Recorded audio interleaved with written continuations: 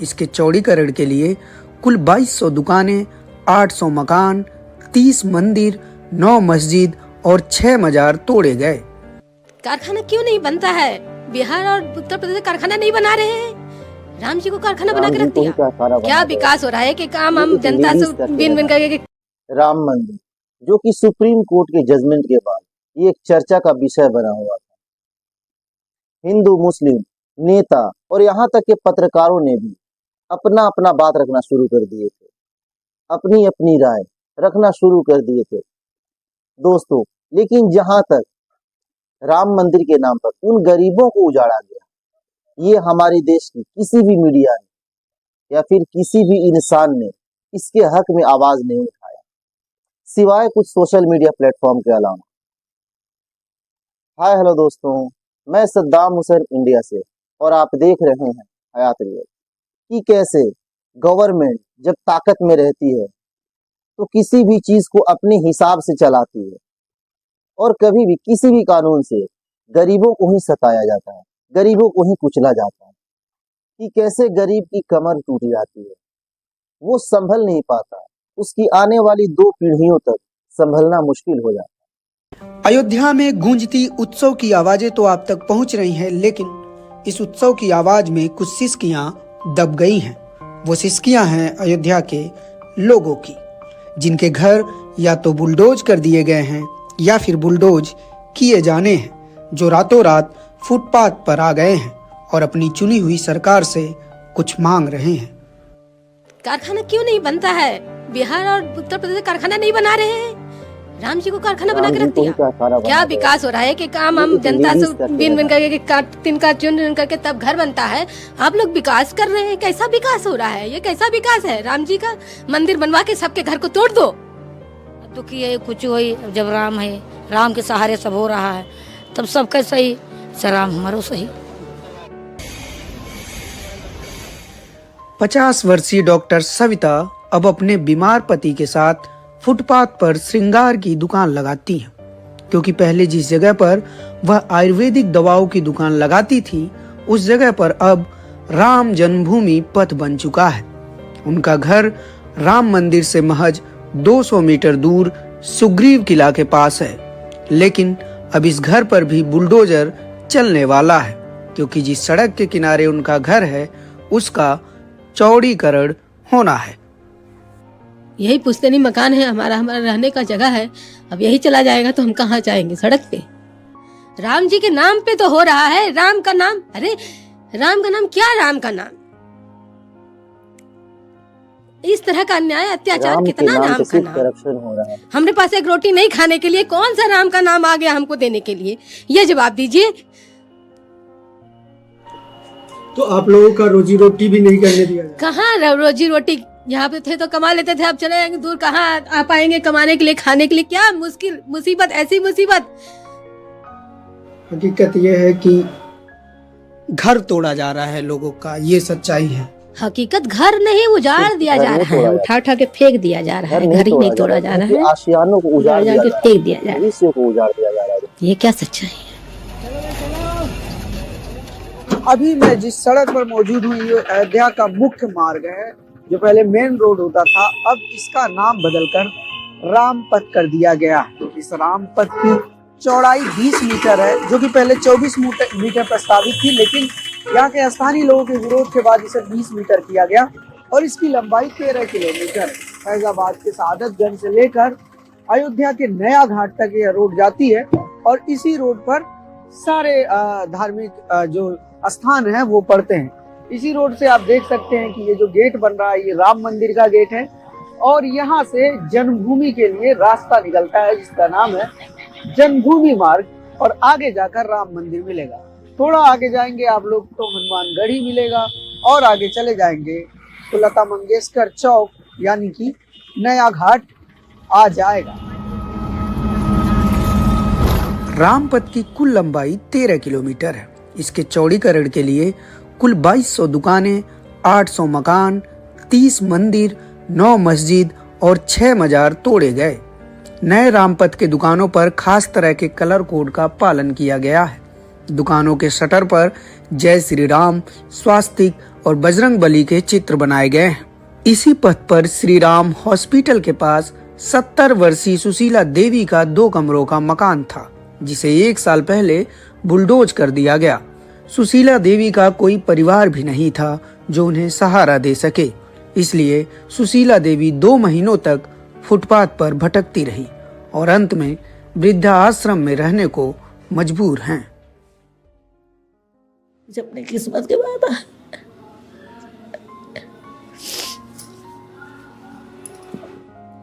यहाँ आए, यहाँ वृद्धाश्रम आए के 2 महीना जो थे हम 4-4 दिन 5-5 दिन भोजन नहीं है, जो 4-5 दिन अगर भोजन रिश्तेदार और ये धर्म के रिश्तेदार रहे, हमारे नेताओं, स्मारक भवन है, खासकर नेताओं के बारे में उनकी मोहब्बत जब इनके आशियानों को उजाड़ते हैं, कम से कम इन्हें बंद करिए, सही व्यवस्था करना चाहिए, इनके खाने पीने का सही व्यवस्था। 4-4 दिन 5-5 दिन खाना वही अकेले वही गत्ता बिछाए हुए मैं सोच रहे हैं, इतना परेशानी हमको ये काम कहीं। अब ये तो जब से वृद्धाश्रम आए नहीं तो तब से सोता है खाता है। 2 महीने तक आप भटक रहे हैं। हाँ, 2 महीने तक। महिला जो 4-5 दिन तक क्या गुजरता होगा उसकी। लेकिन मन में ये भावना है कि भगवान के शरण में रहे, चरण में रहे, न छूटे। यही से दुख उठाए, कहीं चाहे जितना दुख मिले हमका रहेगा जो देह भावत है, और कहीं ना। कुछ ऐसी ही कहानी राम जन्मभूमि मंदिर के पास रहने वाले 8 यादव परिवारों की है। सुप्रीम कोर्ट के फैसले के बाद जब श्री राम जन्मभूमि तीर्थ क्षेत्र ट्रस्ट ने मंदिर निर्माण शुरू किया तो सबसे पहले इन्हीं लोगों के मकानों पर बुलडोजर चलाया गया। गीता यादव के परिवार को महज 25,000 रुपए मुआवजा दिया गया, तो वहीं राजन यादव के परिवार को 1 भी रुपए का मुआवजा नहीं दिया गया।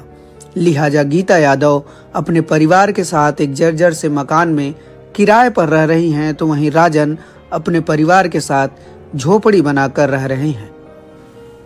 सबसे बात की भैया सबके हाथ गोड़ सब जोड़े, लेकिन कुछ किए ही नहीं गया हमारे सबके खिलाफ, सुनवाई कहीं नहीं हुई हमारी सबकी। और मुआवजा भी कुछ कुछ नहीं दिए गए, बिल्कुल भी 1 रुपया तक कुछ नहीं दिए भैया।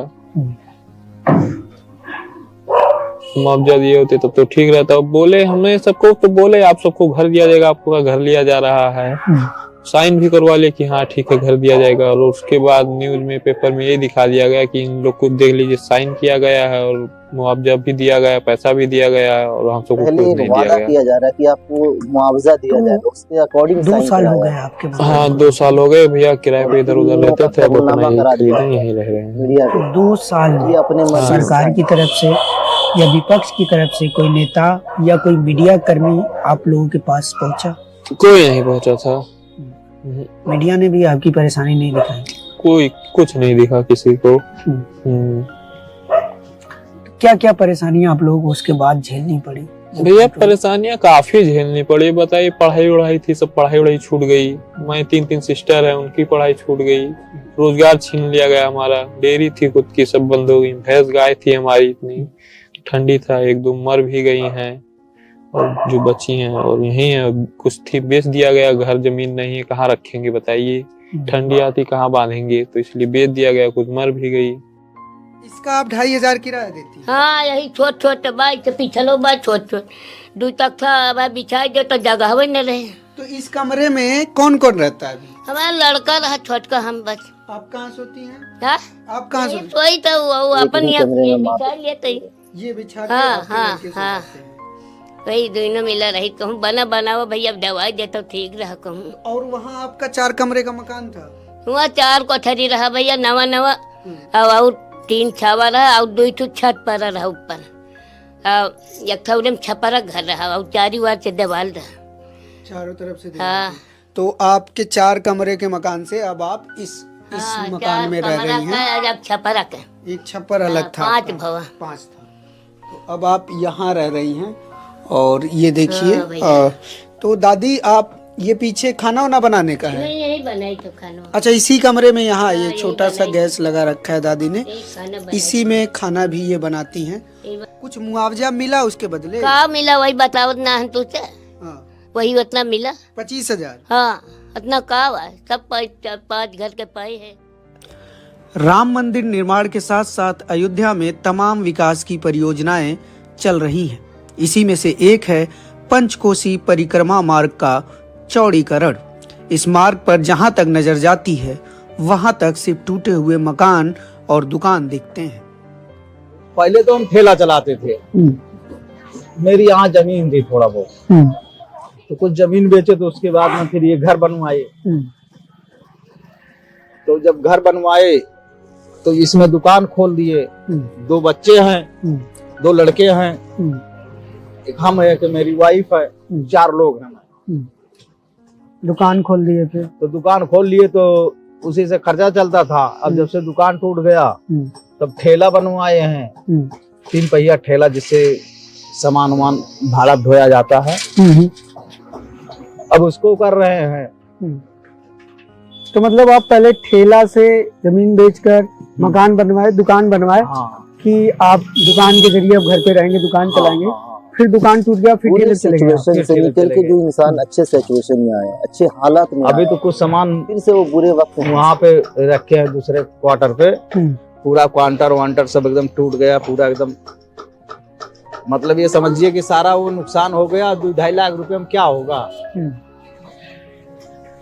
वो तो वही ये है कि क्या बोलत है, इसको तोड़वा दो और 1-8 महीना खा लो, उसके बाद में काम खत्म। ये कहा जा रहा है कि ये सब कुछ जो हो रहा है अयोध्या में, इससे अयोध्या के लोगों का बहुत फायदा हो रहा है। तो आपको कोई फायदा हुआ? क्या फायदा हुआ? कुछ नहीं हुआ। घर टूट गया, पैसा नहीं पूरा हुआ, पवा नहीं, घर तैयार हुआ सबके लिए। तो ठीक है, मेरे लिए तो नहीं। हाँ, मेरे लिए तो नहीं कोनो फायदा हुआ।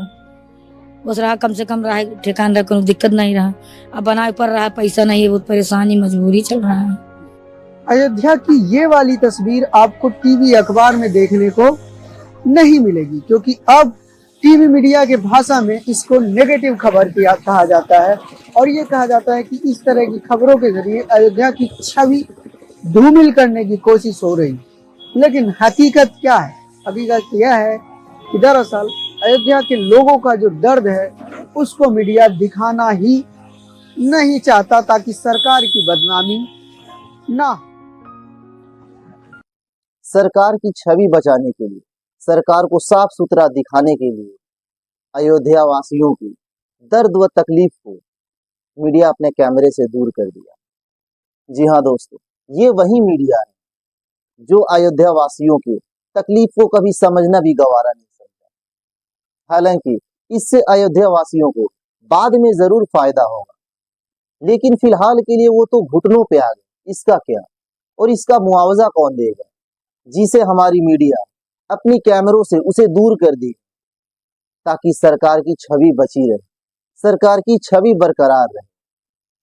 दोस्तों, सलाम है ऐसे पत्रकारिता को जो वहां उस गरीब लाचार लोगों के पास जाके उनकी प्रॉब्लम को सुने, उनकी प्रॉब्लम को दुनिया के सामने लाए, ताकि जो लोग नहीं जानते हैं, जो उनकी हकीकत से वाकिफ नहीं है, वो उनकी हकीकत को समझे, अयोध्या और राम मंदिर के नाम पे होने वाले करप्शन के बारे में समझे, उससे आगाह हो, ताकि हमारी देश की जनता ये देखे, ये समझे कि उनके भावनाओं के साथ, उनके आस्था के साथ कैसे खिलवाड़ किया जा रहा है, कैसे आस्था के नाम पे किसी का घर उजाड़ा जा रहा है, किसी को बेघर किया जा रहा है। सो दोस्तों, अभी तक आपने मेरे चैनल को सब्सक्राइब नहीं किया तो मेरे चैनल को सब्सक्राइब करें, लाइक करें, ताकि मेरी आने वाली हर एक वीडियो सबसे पहले आपको मिले। सो दोस्तों, अपना ढेर सारा ख्याल रखें और मुझे दे इजाजत। मिलते हैं फिर किसी अगले वीडियो के साथ। तब तक के लिए जय हिंद।